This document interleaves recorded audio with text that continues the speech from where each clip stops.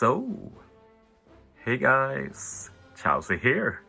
We actually got some big news yesterday that I don't think all of you are aware about. And it's a big indication that World Cruise is happening very soon, just like it did last year. So I thought we'll look at the news and then we'll talk a bit in general about what World Cruise is and what you can expect from it. But yeah, Kaido Super Power Rumble just ended. We got to confirm that the next one is V3 Rail League. But the interesting thing is hidden in the news here. So if you look at the upcoming one, we actually got the dates here. And there is one thing here that is incredibly peculiar, something that has never happened before. It's the dates for the championship and exhibition. If you look at it, it says that it starts March 7th and end March 10th. So it's basically 3 days, and if that sounds familiar, it's the usual period that Super Power Rumble works, for example. But usually like the finals of PvP starts on a Monday, runs to Sunday. It's almost always a week. Back in the day it could be a bit different, but it's been consistent for a long time now. 1 week for the finals. And then if there is a Super Power Rumble, that ranking will be the final 3 days.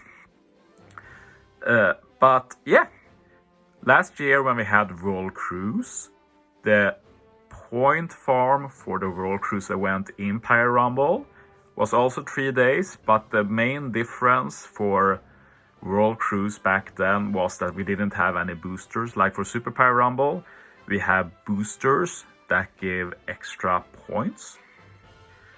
Like if I go down here to Super Power Rumble, like if you use the new PvP Rare Recruit, you get extra points added. If you use the new batch or other recent-ish legends, or PvP legend or PvP Rare Recruit, if you use them, you get more points than usual. But for World Cruise, that doesn't exist. So last year we had this weird situation where the finals started on a Monday like usual. But then on Friday, the World Cruise PvP ranking started, and basically you got the same amount of points in-game and on the website. It's just that in-game tracked all the points from the week, and World Cruise just tracked the points from the Friday. So it was a bit confusing since you keep getting points at the same pace, but website ranking and in-game ranking are so incredibly split. So my theory is that this might be a way to make the PvP part of World Cruise less confusing. Like it starts on the Friday, get in, do your best.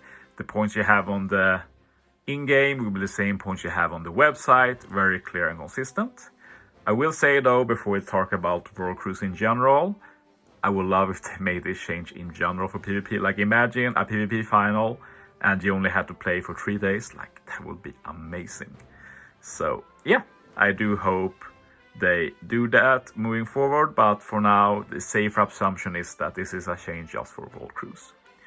So what is World Cruise then? Well, basically to talk a bit about it in general, like before we had the sync, the global anniversary was one of the bigger events on the global server. They'd usually try and line it up, so we had some old JP event that was big that became Global Annie. But then of course we had a sync in content, so now JP and Global always get the same content. And we honestly didn't know what they were planning for Global Anniversary then, because back then it sounded like Global Annie would become like the 5th biggest event of the year, if it even continued to exist. That was also a possibility. Like we had French anniversary in the past, for example, to celebrate when we added the French language and everything to global, but that's completely gone now from the game after the sync. So maybe Global Annie was going the same way, like in terms of ranking the events, like the biggest event of the year is of course the JP Annie in May. Secondly, we had the New Year Super Sugar Fest. Then we had the filler Super Sugar Fest, usually around August, September. Then it's Half Annie, and then it was Global Annie. Those were like the 5 biggish events with 3 that stands out, the Super Sugos, and then we had some Annie Sugos. And honestly, like, since Global Annie is so close to JP Annie, like, most people didn't really see the point of it. But then Bandai had this masterstroke, because like we do have, at least on Global, a very committed player base when it comes to competitive events. But one competitive event that we never really had was some true player versus player between the JP server and the Global server. Like in Super Power Rumble, for example, or in Blitz Battle, we have some competition between JP and Global, but it's only an alliance competition. What World Cruise did was it took PvP, Treasure Map, and Kizuna, so one competition 3 weeks in a row, and you were able to collect points for yourself. So this was a single player ranked mode, which is really cool since most other stuff focuses a lot on alliances. And they basically divided it into 3 groups. Like we had Nami, Robin, Sanji, we had Luffy, and Zoro. Yeah, 5 groups. So those were the 5. And then every player on JP and Global got randomly distributed to one of these 5 teams. And then they battled it out to do as good as they could in PvP, and then TM, and then Kizuna. And then they will tally all the points, and the ones who got the most points won. And this event had some good rewards too, because you also had some competition between the different groups you were paired in. So everybody had some very good guaranteed rewards to get.